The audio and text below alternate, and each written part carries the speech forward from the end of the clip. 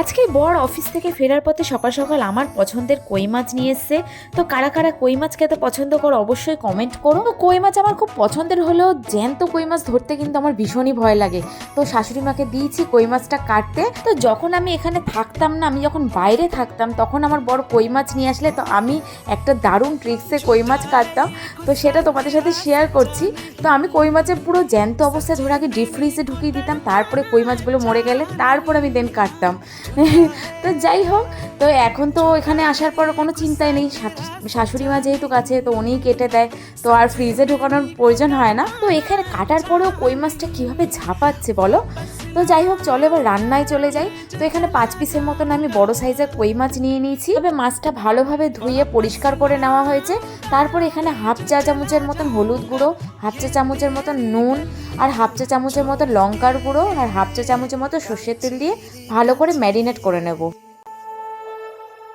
कांची रे प्रीत मेरी सांची रुक जा ना जा दिल तोड़ के ओ कांची रे कांची। তাহলে এবার আমার এখানে সব মাছগুলো ম্যারিনেট হয়ে গেছে। এবার ভাপানোর জন্য এখানে একটা টিফিন বক্স নিয়ে নিয়েছি। তাহলে এবার টিফিন বক্সে 1 চা চামচ হলুদ গুঁড়ো, 1 চা চামচ লঙ্কার গুঁড়ো, 1 টেবিল স্পুন জিরে ধনে বাটা, 1.5 চা চামচ কাঁচা লঙ্কা বাটা, স্বাদ মতো নুন ও 2 টেবিল স্পুন সর্ষের তেল দিয়ে ভালোভাবে মেখে নেব।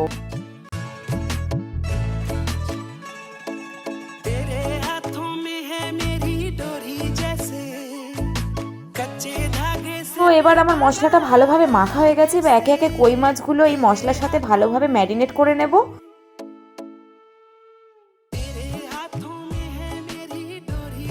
এরপর অল্প জল দিয়ে আবারও ভালোভাবে মেখে নেব। জল না দিলে কিন্তু টিফিন বক্সের তলায় মশলাটা লেগে যেতে পারে। তো তোমরা যতটুকু ঝোল রাখবে সেই হিসাবে তোমরা জলটা দেবে। এরপর 1 টেবিল স্পুনের মতন কাঁচা সর্ষের তেল দিয়ে দেব।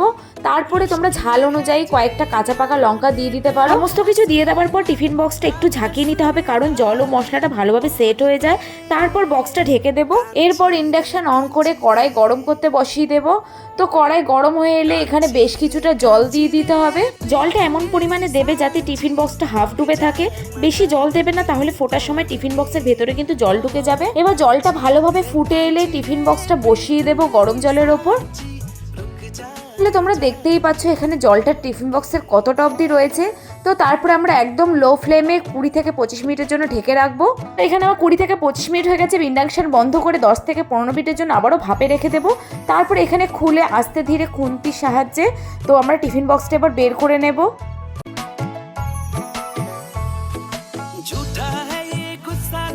এবার এখানে টিফিন বক্সটা ভালোভাবে ঠান্ডা হয়ে গেলে সাবধানে টিফিন বক্সটা খুলে নেব। তো এখানে দেখতেই পাচ্ছ আমাদের ভাপা রেডি। তো দেখতে কেমন হয়েছে তোমরা অবশ্যই কমেন্টে জানিও।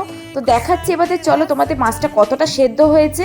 তাহলে এরকম নতুন নতুন রেসিপির জন্য চ্যানেলটিকে অবশ্যই সাবস্ক্রাইব করে দিও, লাইক কমেন্ট শেয়ার করতে ভুলো না। তাহলে এখানে দেখতেই পাচ্ছ মাছটা প্রপারলি কুকড হয়ে গেছে।